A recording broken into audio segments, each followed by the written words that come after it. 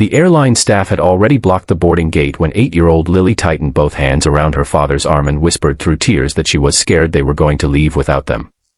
Her father, Daniel Carter, stood frozen beneath the giant departure screen, holding a worn boarding pass in one hand and his daughter's small pink backpack in the other.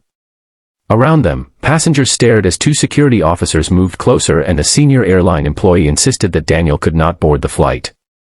What none of them knew was that the quiet single father they were humiliating in front of hundreds of travelers secretly owned the very airline whose uniform they were wearing. Daniel had never looked like a billionaire, and that was exactly how he preferred it. He wore an old gray sweater, faded jeans, and a pair of shoes that had seen far too many airport floors. His daughter Lily wore a simple denim jacket and carried the purple backpack her mother had bought her before she passed away. Since losing his wife 3 years earlier, Daniel had learned that money could pay for almost anything except the one thing he wanted most, more time with the person he loved. He had built his fortune quietly through technology investments and eventually purchased controlling ownership of one of the world's largest airlines, a company valued at nearly $10 billion.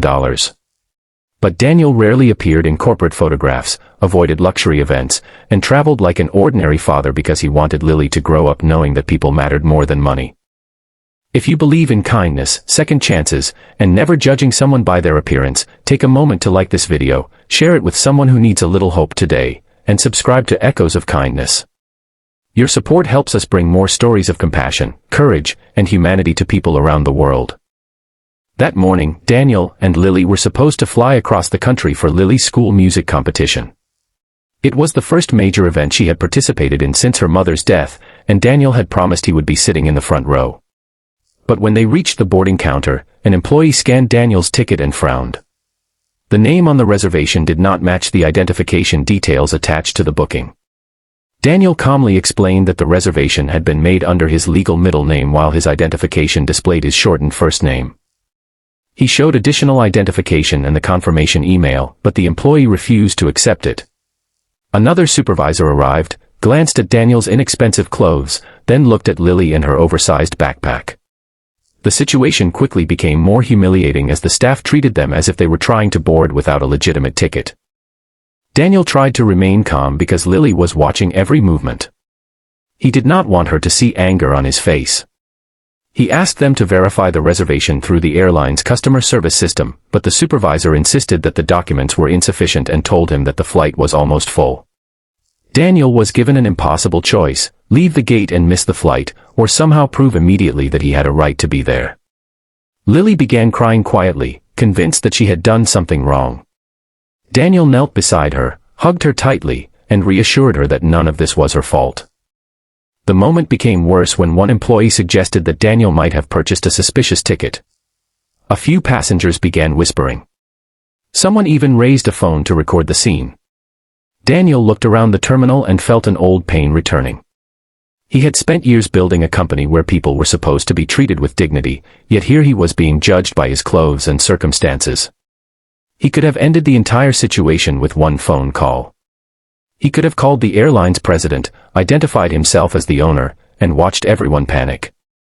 But he hesitated because he wanted the staff to solve the problem based on fairness, not fear. Then Lily noticed something on the wall behind the counter. It was a framed photograph of Daniel from an old company event, taken years earlier before he stopped appearing publicly. She looked at the photograph, then at her father, and slowly realized they were the same person. She pointed toward the frame, and the supervisor followed her finger. The color drained from his face.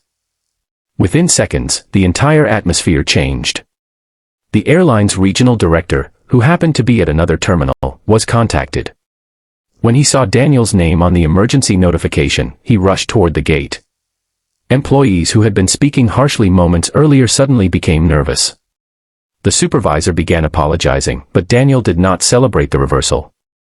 He simply looked down at Lily, whose cheeks were still wet with tears. Daniel finally revealed that he was the majority owner of the airline. The people surrounding him could barely believe that the man they had treated like a suspicious passenger was the person responsible for thousands of jobs and billions of dollars in company value. But instead of firing everyone immediately, Daniel asked a simple question: how many ordinary passengers had been treated this way before him, passengers who did not have the power to make a phone call and change the situation?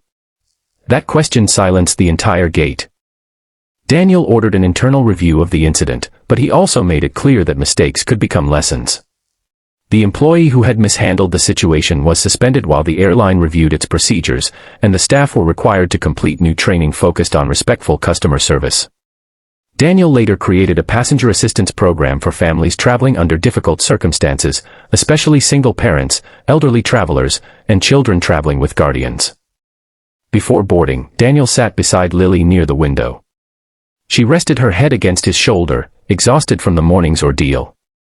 He looked at her and realized that the day had given him something money never could, a reminder of why kindness had to begin with the people who had no power. As the plane lifted into the sky, Lily finally smiled and held her father's hand. Daniel looked out at the clouds and thought about how easily people could be judged by what they wore, what they carried, or what they seemed to own. Sometimes the person standing quietly in front of us is fighting a battle we cannot see.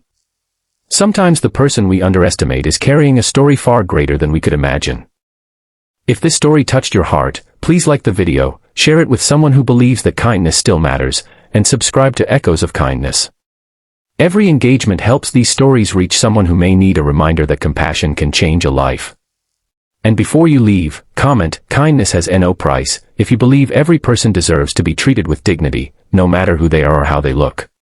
Because Daniel never wanted people to remember that he owned a $10 billion airline. He wanted them to remember something much simpler: you should never need to be rich, powerful, or important to deserve respect.